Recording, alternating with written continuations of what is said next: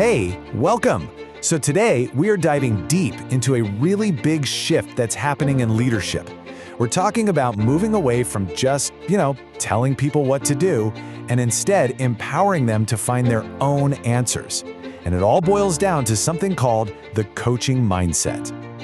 All right, let's just jump right in with a question that gets to the absolute heart of this. Seriously, ask yourself this. Are you the go-to person on your team who just solves everyone's problems? Or are you focused on building a team of people who can actually solve problems for themselves? How you answer that pretty much defines which style of leader you are. And this slide really lays out those two paths perfectly. So on one side, you've got the director. This is probably the leadership style we're all used to, right? The manager who has all the answers, swoops in, fixes things. And look, it feels efficient in the moment, but it creates a team that depends on you for everything. But then on the other side, you've got the coach. This leader asks questions and focuses on developing the team's own skills. The goal isn't just a quick fix, it's about building real capability for the long haul. And that brings us to the big idea for today, making that very conscious shift to a coaching mindset. And this isn't just some new management trick. It's a fundamentally different way to lead and to interact with your team every single day. So what is the coaching mindset exactly? Well, it's basically an approach where you empower your team by asking questions that actually make them think, instead of just, serving up the solution on a platter. The key takeaway here is that you're shifting your focus from just directing tasks to actually developing your people. And this, right here, gets to the human side of it all. Adopting this mindset doesn't mean you're less involved, not at all. It just means you're involved in a totally different and honestly, more powerful way. The whole point is to unlock the potential that's already in your team, get them to think for themselves, and build relationships that are based on real trust, not just your job title.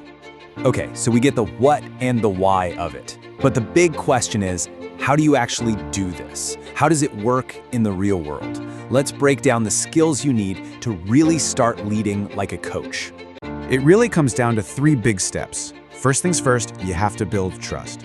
You've got to create a space where people feel safe enough to speak up and have real conversations.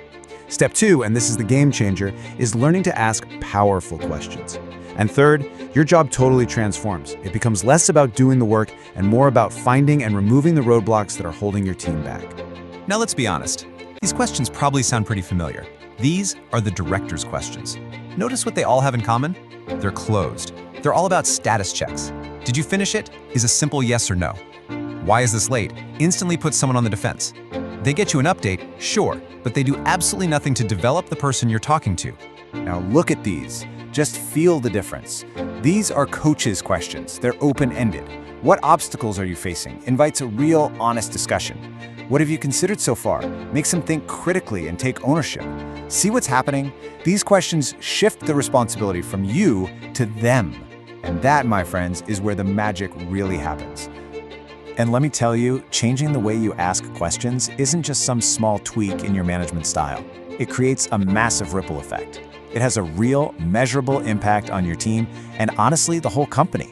So let's look at why this empowerment is such a big deal. And hey, the results really do speak for themselves. When you build this kind of coaching culture, you see huge improvements across the board.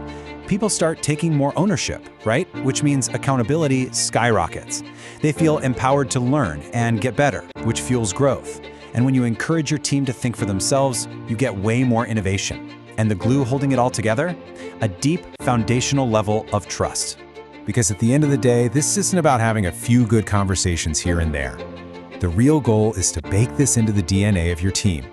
You're trying to build a culture where growing, being curious, and talking openly is just how things are done. It becomes this amazing self-sustaining cycle of improvement.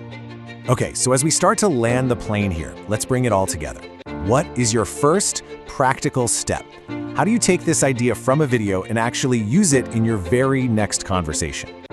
Let's just put them side by side one last time because it's so clear. The director focuses on tasks, they give answers, and what they get is dependence. The coach, on the other hand, focuses on people. They ask questions, and the outcome is true empowerment. It really is a simple but incredibly profound choice you get to make every single day.